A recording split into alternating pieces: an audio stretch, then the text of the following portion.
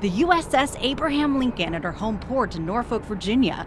The next time we see her, it's from the cockpit of a military plane. As they say in the Navy, here we go! From 287 miles an hour to 0 in just 2 seconds. The door opens and it hits you. You're on a flight deck on an aircraft carrier, full speed ahead through the Atlantic Ocean. Chaotic. Being on this billion-dollar warship.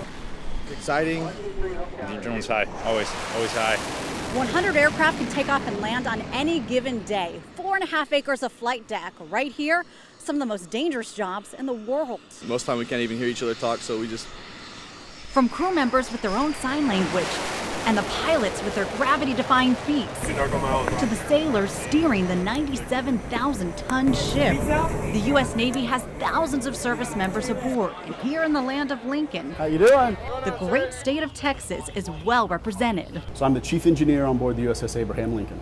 Bryant Cleveland is from Pearsall, and we have to brag about his famous connection. So George Strait, his father was a school teacher at our high school. You might call him the ship's chief fixer because that's what he does. Fixes anything that breaks. Any kind of electrical loads, load centers, any kind of pumps, elevators, weapons elevators, aircraft elevators. From the anchor chain on the upper decks. Each link of the chain here weighs around 350 pounds each. So very powerful, and when we do this, very dangerous. One of the things All the way to the lower deck, and we do mean all the way. Make sure you turn around so you can hold on to things, okay? Down 36 feet underwater, where giant air and heating systems make it possible for sailors to do their jobs all around the world. So I'll be here until June of 2019. So it's a 2-year tour. I will be here till July of 2020. This is Mark Valenzuela from the Rio Grande Valley. From San Benito, Texas.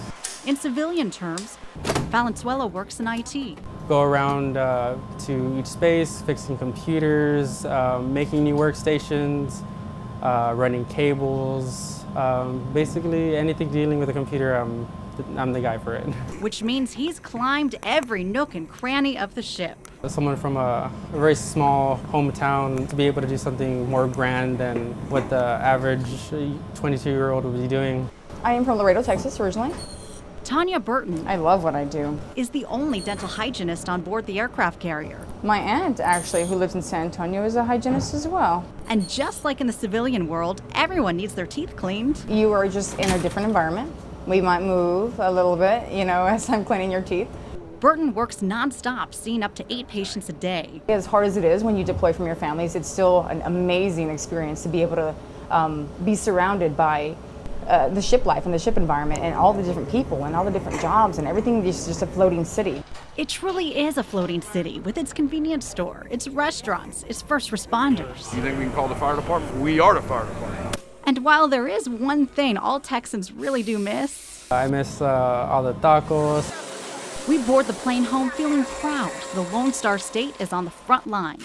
You walk around the ship, you find a fellow Texan, they're going to preach it all day long. I don't think there's any other sailor in the Navy that will preach their home state like Texans do. Reporting from the USS Abraham Lincoln, Emily Baucom, Fox News at 9.